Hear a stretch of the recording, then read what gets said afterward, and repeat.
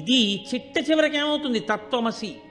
కాబట్టి ఇప్పుడు ఆయన యందు శివశక్తి, ఆయన యందు విష్ణుశక్తి, ఆయన యందు ఆదిశక్తి, ఆయన యందు విష్ణు ఉన్నప్పుడు లక్ష్మీశక్తి, ఇవన్నీ ఉండడంతో పాటు ఆయన దగ్గర ఉన్న గొప్ప గుణం ఏమిటంటే భూతనాథుడు. పరమశివుడు సమస్త భూతగణముల మీద అధికారం తను అయ్యప్ప ఇద్దరికీ ఇచ్చాడు. అందుకే మీరు ఎప్పుడైనా స్కాందం లోపలికి చూస్తే ఆశ్చర్యకరమైన విషయం మీకు ఒకటి కనపడుతుంది. అయ్యప్ప స్వామి గుళ్ళోకి వెళ్ళి అయ్యప్పని ప్రతిరోజు దర్శనం చేసుకున్నా, అప్పుడప్పుడు ఆయన గుళ్ళోకి వెళ్ళి ప్రదక్షిణం చేసే అలవాటున్నా వాళ్ళని భూతాది గణములు ఆవహించారు. ఎందుకో తెలుసా? ఆయన చెప్పు చేతల్లో ఉంటాయి. ఒరేయ్, నువ్వు వాడి జోలికి వెళ్ళకు అంటాడు ఆయన. వెళ్ళవు, మీకు ఉపకారం కాదండి, ఇంకంతకన్నా ఉపకారం ఏంటి? వాళ్ళు వచ్చి మీ మీద పడిపోయారు అనుకోండి, ఎన్నుంటే మాత్రం ఉపయోగం ఏముంది? వాళ్ళు మీద పడిపోకుండా ఆయన కాపాడతారు. శివుడి తర్వాత శివుడెంతగా భూతగణముల మీద అధికారం ఉన్నవాడు ఆయన. శివుడిలా ధర్మమునందు అనురక్తి ఉన్నవాడు, శివుడిలా గురువులంటే ప్రీతి ఉన్నవాడు, శివుడిలా జ్ఞానమిచ్చి మోక్షం ఇవ్వగలిగినవాడు, విష్ణువులా పూర్ణుడు, విష్ణువులా పుష్కలుడు, విష్ణువులా ఏది కావాలంటే అది ఇవ్వగలిగిన వాడు, అమ్మవారిలా శక్తి స్వరూపుడు, అమ్మవారిలా నిరంతరము ఎటువంటి కదలికలైనా కదలించగలిగినటువంటి వాడు, ఎంత శక్తినైనా ఇవ్వగలిగిన వాడు, ఇన్ని కదలికలను ఆపి లయం చేసి మోక్షం ఇవ్వగలిగిన వాడు, ఇన్ని చెయ్యగలిగిన వాడు. కాబట్టి తనలో తాను రమిస్తూ పైకంటితో కాకుండా యోగ దృష్టితో చూస్తుంటాడు. ఎవడు లోపల ఎంత చిత్తశుద్ధితో చేస్తున్నాడు, పైకి ఎంత డాంబికంగా ఉన్నాడు. నేను మీకు ఒక యథార్థం చెప్తున్నాను ఇవాళ. ఒక్కొక్కసారి ఏ దీక్ష లేకుండా అయ్యప్ప స్వామి గుడికి వెళ్ళినటువంటి కొంతమందికి అసలు జీవితంలో అయ్యప్ప దీక్ష తీసుకొని వాళ్ళు కొంతమంది ఆ గుడికి వెడితే 50 సార్లు దీక్ష తీసుకున్న వాళ్ళకన్నా కూడా అద్భుతమైన రీతిలో అయ్యప్పని సేవించుకునే అదృష్టాన్ని ఆయన ఇచ్చిన సందర్భాలు ఎన్నో ఉన్నాయి.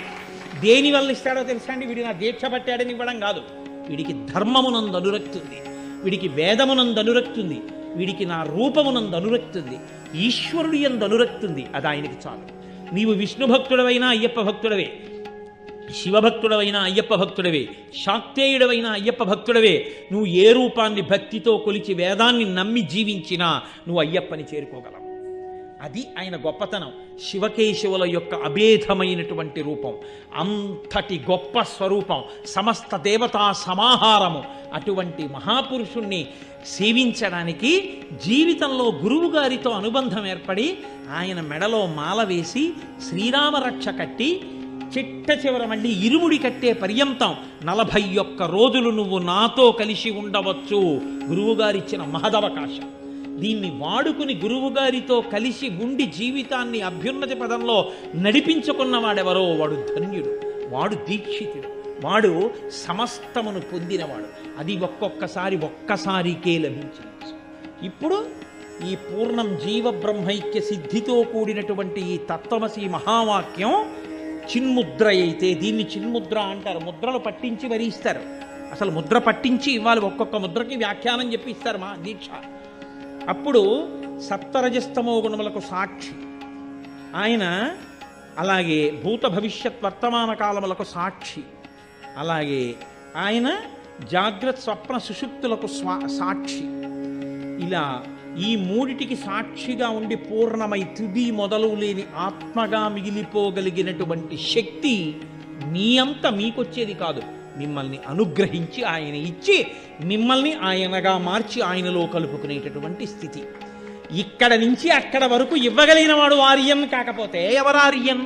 కాబట్టి మాకు గౌరవనీయుడు, మాకు పూజనీయుడు, మా పెద్ద ఆయన. మీకు లోకంలో ఎక్కడైనా శివుడు అంటే శివుడు, విష్ణు అంటే విష్ణువు, శక్తి అంటే శక్తి, లక్ష్మి అంటే లక్ష్మి. లక్ష్మి ఎవరో తెలియనటువంటి రూపం ఒక్క అయ్యప్ప. ఎందుకనంటే ఆ పూర్వం, ఇప్పుడు నాకు అదంతా వివరంగా చెప్పే అవకాశం లేదు కానీ ఒక మాట మనవి చేసి విడిచిపెట్టేస్తాను. ఒకానొకప్పుడు అయ్యప్ప స్వామి ఇలా కూర్చుని తనంత తాను స్వయంభూగా వెలిశాడు విజయనగర సామ్రాజ్యం. ఎంత చెక్కినా ఇలాగే వచ్చింది విగ్రహం. భయపడి రాజుకి వెళ్ళి చెప్పాడు. అప్పుడు ఆ మహానుభావుడు రామరాయల వారు పరిపాలిస్తున్న కాలం. రాజుకి చెప్పాడు శిల్పి, ఇలా ఉన్నారు స్వామి. అదేమిటా అయ్యప్ప ఇలా ఎప్పుడు ఉండరు, ఇలా ఉన్నారేమిటి అని అడిగారు. అడిగితే ఏదో రకరకాల కారణాలు చెప్పారు. ఒక రోజున అయ్యప్ప స్వామి రాజుగారి కల్లోకి వచ్చాడు. అసలు నేను ఇలా ఎందుకు పట్టుకుని ఉంటానో కారణం చెప్పేవాడు ఓ రోజున వస్తాడు గుళ్ళోకి. ఆయన వచ్చిన రోజున నేను ముక్కు మీద వేలు తీసేస్తాను. సరే, రాజుగారు ఎదురు చూస్తున్నారు. ఒక రోజున అప్పయ్య దీక్షితుల వారు వచ్చారు. మహానుభావుడైన కారణజన్ముడు. ఆయన్ని వేరొక పండితుడు, ఆయన విష్ణు భక్తుడు, ఆయన్ని తీసుకుని రాజుగారి గుళ్ళోకి వెళ్ళారు. ముందు విష్ణు భక్తుడిని అడిగారు, ఎందుకు ఇలా ఉన్నారు అయ్యప్ప అని అడిగారు. ఏమిటో పరమేశ్వరుడి కొడుకు, శ్రీ మహావిష్ణువుకి కొడుకు, కానీ భూతనాథుడని పేరుంది, చుట్టూ భూతాలు ఉంటాయి. ఏమిటానా ఈ ప్రారంధం, శివుడికి కొడుకు అవడం వల్ల నాకు ఈ భూతాలు అంటుకున్నాయి చుట్టూ అని చెప్పి ఆయన బాధపడుతూ ఇలా పెట్టుకున్నాడు. ఆయన ఏం తీయలేదు వేలు. అప్పయ్య దీక్షితుల వారిని అడిగారు. అడిగితే అప్పయ్య దీక్షితుల వారు అన్నారు, ఆయనకి తండ్రి పరమశివుడు, సందేహం లేదు. ఆయన తల్లి శ్రీ మహావిష్ణువు. తండ్రికి భార్య తల్లి అయిపోతుంది కాబట్టి పార్వతి కూడా ఆయనకి తల్లి అయిపోయింది. విష్ణు ఆయనకి తల్లి అయిపోయారు. తల్లికి తల్లి భార్య ఉండడం, ఇప్పుడు ఆడదానికి ఆడది భార్య ఉండదుగా లోకంలో. మరి విష్ణువు తల్లి అయితే విష్ణువు భార్య లక్ష్మి నాకేమవ్వాలి అని ఇలా పెట్టు కూర్చున్నారు ఆయన. అప్పయ్య దీక్షితుల వారి శ్లోకం చెప్తే తీసేశారండి వేలు. యథార్థంగా జరిగింది. ఇది రామరాయల వారి పరిపాలనా కాలంలో రమాచార్య స్వామి వారు వ్యాఖ్యానం చేశారు ఒకసారి దాని గురించి. అమ్మా, ఏమి ఆశ్చర్యం అమ్మా, లోకంలో నీ రూపాన్నే పొందాడు శ్రీ మహావిష్ణువు నిన్ను పూజ చేసి. శ్రీ మహావిష్ణువు దేవతలకి దానవులకి అమృతాన్ని పంచిపెట్టేటప్పుడు దానవుల యొక్క బుద్ధికి మోహపరచడానికి గొప్ప అందం రావాలనుకున్నారు. లోకంలో అందగత్తెలకు అందగత్తె మా అమ్మే కాబట్టి పార్వతీదేవిని ఉపాసన చేశారు. పార్వతీదేవి తన అందమంతా అన్నయ్యకి ఇచ్చింది. నారాయణమూర్తి ఆవిడకి అన్నయ్యకి ఇచ్చింది. ఇప్పుడు ఆయన ఆవిడంత అందగాడయ్యాడు, మోహిని అయ్యాడు. ఆవిడ అందం చూసి రాక్షసులు అమృతం తాగడం మర్చిపోయారు. దేవతలు చక్కగా ఆవిడ శ్రీ మహావిష్ణువురా వేషం కట్టారు మనని రక్షించడానికైనా అమృతం తాగేశారు. అక్కడ వరకు కథ బాగానే ఉంది. గొడవంతా ఎక్కడొచ్చిందో తెలుసా అండి? పరమశివుడికి ఈ వార్త తెలిసింది. ఆయన అన్నాడు, మా బావమరిదికి అచ్చు మా ఆవిడ వేషమే వచ్చింది. మా ఆవిడే అందగత్తి అనుకున్నాను. మరి నారాయణ నారాయణి, నారాయణ నారాయణికి అన్నగారు, నారాయణి పరమశివుడి భార్య పార్వతీదేవి. మా బావమరిది శ్రీ మహావిష్ణువు అచ్చు మా ఆవిడ అయ్యట్ట. ఏమో అచ్చు నీలా అయ్యట్ట మోహిని వేషంలో ఓసారి చూస్తాను అంటే అమ్మవారది వద్దు, లేనిపోని పనులు వెళ్ళకండి, కాదు పెడతాను. సరే అయితే పద. వెళ్ళారు ఇద్దరు. వైకుంఠానికి వెళ్ళిన తర్వాత బావా ఏమిటో అచ్చు మీ చెల్లెల్లా అయ్యావుట, అమృతాన్ని పంచిపెట్టడంలో ఏదోసారి ఆ వేషం చూపించు అంటే శ్రీ మహావిష్ణువు అన్నారు, వద్దులేండి బావగారు అవన్నీ ఎందుకు ఇప్పుడు, వదిలిపెట్టేయండి అంటే. అమ్మవారు కదిపింది. పరమశివుడి మనసు కదలడం అంటే అంత తేలికైన విషయం కాదు కదండి. అలా ఏమీ అలా ఆయన మనసు ఏం కదలదు. ఆ కదలిక అన్నది వచ్చింది అంటే కేవలం అమ్మవారి యొక్క అనుగ్రహం.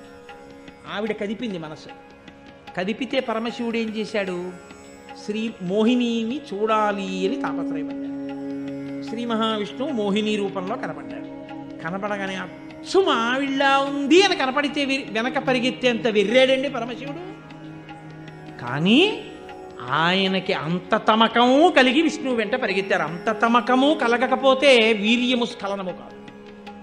కాబట్టి ఇప్పుడు పరమేశ్వరుడు యొక్క వీర్యము స్ఖలనమైంది. అందులోంచి ఒక మహానుభావుడు పుట్టుకొచ్చాడు. ఆయనే అయ్యప్ప. అమ్మా, నువ్వు నీ అందాన్ని మీ అన్నయ్యకి ఇచ్చి పరమశివుడి పరువు బజార్న పడైలా అన్నారు శంకరాచార్యులు వారు సౌందర్యలహరిలో.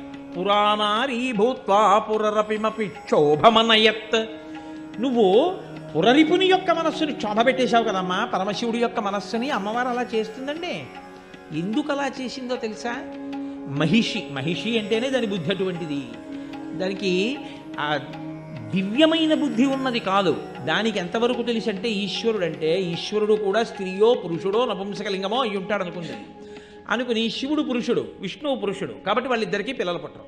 వెర్రివాడు బ్రహ్మగారు తెలియక రమిస్తున్నాడు అనుకుంది ఆవిడే. అనుకుని శివకేశవులకి కొడుకు పుడితే చచ్చిపోతారు. పరమేశ్వరుడికి రూపం ఏమిటి? గోధుమ పిండి ఉంటే పూరీలైనా చేసుకోవచ్చు, చపాతీలైనా చేసుకోవచ్చు, అప్పుడుకులైనా చేసుకోవచ్చు, ఏదైనా చేసుకోవచ్చు. ఆయన గోధుమ పిండి లాంటి వాడు. ఆయనకి నామరూపాలు ఉన్నవాడు కాదు. అజాయమానో బహుదా విజాయితే అంటోంది వేదం. కాబట్టి ఇప్పుడు ఆయన ఏం చేశాడు? అమ్మవారు కదిపింది. పరమశివుడి మనసు కదిలితే తప్ప శివకేశవులకి బిడ్డడు పుట్టే అవకాశం లేదు. అందుకని ఇప్పుడు శివుడి మనసు కదిపింది. శివుడి మనస్సు కదపడం వల్ల ఆయన విష్ణువుని మోహినిగా చూసి సంతోషించారు. సంతోషించడం వల్ల వీళ్ళిద్దరికీ లోకంలో ఎప్పుడూ కని విని ఎరుగని కుమారుడు జన్మించాడు. ఆయనే అయ్యప్ప స్వామి. ఇప్పుడు ఆయన ధర్మశాస్త్ర పుట్టుకతో పరమశివుడి యొక్క కొడుకు కాబట్టి ఈశాన సర్వవిద్యానాం ఈశ్వర సర్వభూతానాం బ్రహ్మాధిపతి బ్రహ్మణోధిపతి బ్రహ్మ శివోమి అస్తు సదాశివోం. ఆయనకి ధర్మం అంటే ఇష్టం. ధర్మశాస్త్ర లోకంలో ధర్మం తప్పిపోయిన వాళ్ళని, ధర్మం తెలియని వాళ్ళని బాగు చేయాలంటే గురువుగారితో కలపాలి. కలిపితే గురువుగారి దగ్గర ధర్మం నేర్చుకుంటారు. అందుకని ఆయన ఏం చేశారంటే, నా దర్శనం చేయాలంటే దీక్షలో ఉండి నా దగ్గరికి వెళ్ళారు. కాబట్టి ఇప్పుడు దీక్ష తీసుకోవాలంటే గురువుగారి దగ్గరికి వెళ్ళాలి. గురువుగారి దగ్గరికి వెళ్తే గురువుగారు ఏమంటారు? నీ చెప్పినట్టు ఉంటావా?